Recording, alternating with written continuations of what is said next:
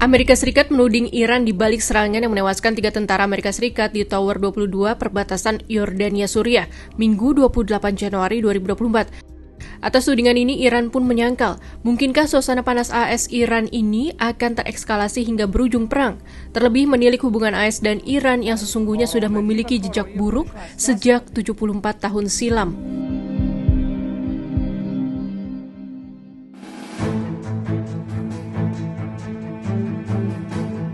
Sejak 1950, hubungan AS-Iran sudah panas. Pemicunya yaitu perebutan hak pengelolaan tambang minyak bumi. Perdana Menteri Iran saat itu, Mohammad Mossadegh, berniat menasionalisasi tambang minyak bumi yang sebagian besar dikuasai perusahaan Inggris. Guna mencegah hal tersebut, intelijen Inggris dan AS yakni CIA berniat melakukan kudeta dan menggulingkan pemerintahan Mossadegh. AS mendukung Mohammad Reza Shah, Raja Shah Iran, sebagai pemimpin menggantikan Mossadegh. Kudeta pun berhasil. Pada pertengahan 1970-an, Raja Iran ini memerintah di tengah ketidakpuasan yang meluas yang disebabkan oleh penindasan yang terus-menerus dari rezimnya dan perubahan sosial ekonomi yang menguntungkan beberapa kelas dengan mengorbankan yang lain. Rakyat yang tidak puas dengan rezim baru memunculkan rival politik anyar, tokoh Islam, ulama, Ayatullah Khomeini. Gerakan yang dipimpin Khomeini dianggap sebagai pemberontakan dan sang Ayatullah diasingkan.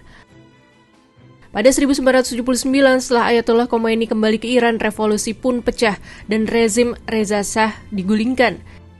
Iran berubah jadi negara Islam dan Reza Shah diasingkan. Namun Reza memilih pergi ke Amerika Serikat dengan dalih menjalani pengobatan, keputusan yang semakin membuat rakyat Iran murka. Apalagi AS dituduh memberi suaka pada raja terakhir Iran tersebut. Warga Iran pun menggelar demonstrasi di depan Gedung Kedaulatan Besar Amerika Serikat di Iran pada 4 November 1979. Berawal damai, demonstrasi mulai ricuh ketika sekelompok pengunjuk rasa memaksa masuk dan memaksa 6 diplomatnya menyelamatkan diri ke kedubes Kanada dengan status pengungsi.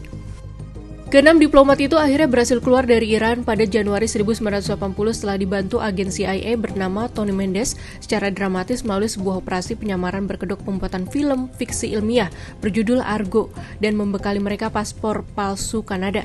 Kisah itu pun diangkat ke layar lebar Hollywood melalui film Argo pada 2012 disutradarai oleh Ben Affleck.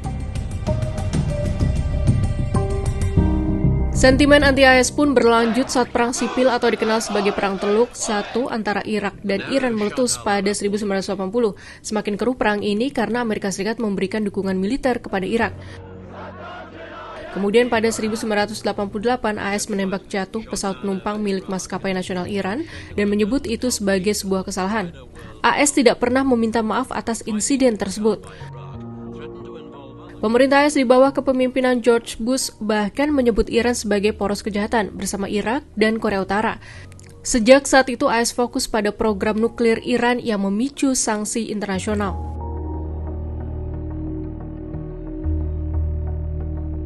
Pada 2015, AS Iran menandatangani kesepakatan nuklir. Iran setuju mengurangi aktivitas pengembangan nuklir sebagai ganti pencabutan sanksi ekonomi.